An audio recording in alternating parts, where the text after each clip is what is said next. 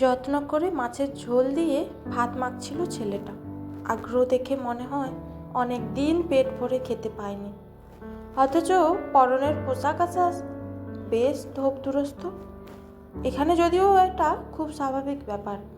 যে ছেলেগুলো মফস্বল থেকে চাকরি খুঁজতে আসে তাদের পোশাক আশাকে চেকনাই থাকলেও পকেটে টাকা থাকে না।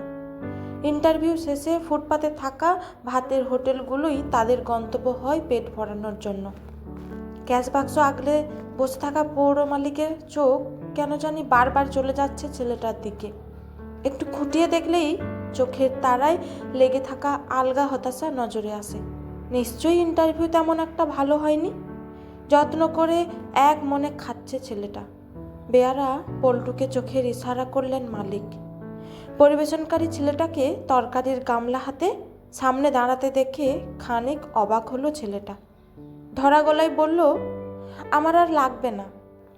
অত কথা শোনার সময় নেই পল্টুর। এখন ব্যস্ততার সময়।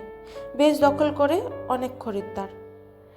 কেজো গলায় বলল, মালিক আপনাকে 2 হাতা তরকারি দিতে বলল। বলার সঙ্গে সঙ্গে হাতা দিয়ে ছেলেটার পাতে তরকারি ঢেলে দিল, সঙ্গে ছোট্ট এক টুকরো মাছ। গলা নামিয়ে বলল, এক্ষুনি খানিকটা ভাত দিয়ে যাচ্ছি। ছেলেটা যে বেশ অবাক হয়েছে দূর থেকে দেখেও তা হোটেল মালিক বুঝতে পারলেন। ভেতরে ভেতরে খানিক খুশি হলেন। নিজের লাভ থেকে এদের অল্প স্বল্প খাওয়াতে পারলে মনটা ভালো হয়। কী বা খাওয়াতে পারেন তিনি? কতই বা তার ক্ষমতা? ছেলেটার খাওয়া প্রায় শেষ হয়ে এসেছে। যত্ন করে পাতের শেষ কটা ভাত কাচিয়ে খেয়ে হাত ধোয়ার জন্য জগটা বাঁ হাতে তুলে নিল ছেলেটা। এবার পয়সা মেটানোর পালা। মালিক আগেই ঠিক করে রেখেছেন এক্সট্রা ভাত তরকারির টাকা তিনি নেবেন না। ছেলেটা এসে মালিকের সামনে দাঁড়ালো। দেওয়ালে ঝোলানো রেড চার্টটা দেখছে মন দিয়ে। ভালোভাবেই তিনি বুঝতে পারছেন এত মন দিয়ে ছেলেটা কি দেখার চেষ্টা করছে। সীমিত পয়সা পকেটে থাকার জ্বালা কেউ বুঝুক বা না বুঝুক তিনি খুব ভালো করেই বোঝেন। সস্নেহ হাসি হেসে ছেলেটার দিকে তাকালেন মধ্যবয়সী মোটাসোটা মালিক। এই এক্সট্রা ভাত তরকারির দাম তোমায় দিতে হবে না। মনে করো তোমার চেনাশোনা এক কাকু 2 হাতা ভাত তরকারি খাইয়েছে। মায়াবী চোখ তুলে হোটেল মালিকের দিকে তাকালো ছেলেটা। অদ্ভুত এক হাসি হেসে বলল, এতদিন ধরে যে আপনাকেই খুঁজছিলাম। আমাকে খুঁজছিলে মানে? মালিকের চোখে বিস্ময়ের ছাপ। ছেলেটা হাসলো, বড় সুন্দর সে হাসি।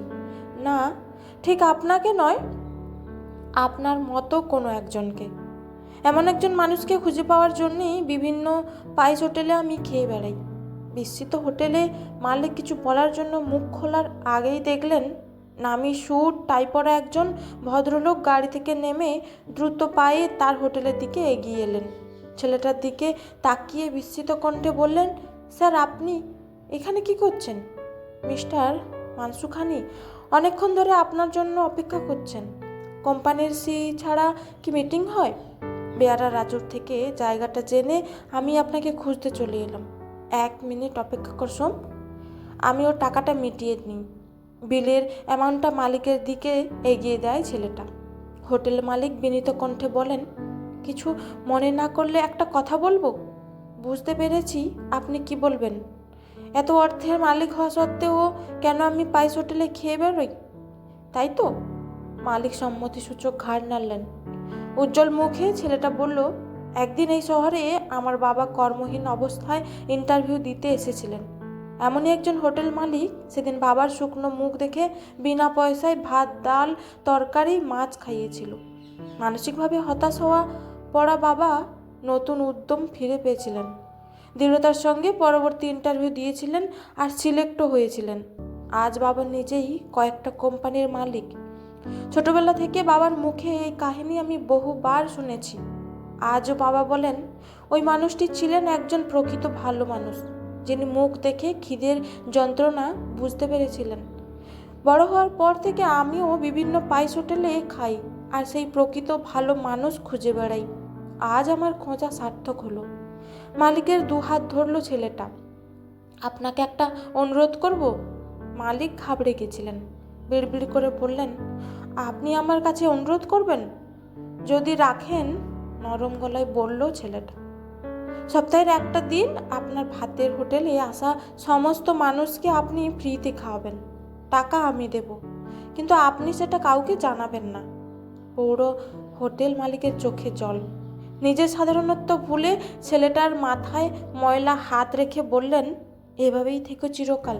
মনুষ্যত্বই যে মানুষের আসল পরিচয়।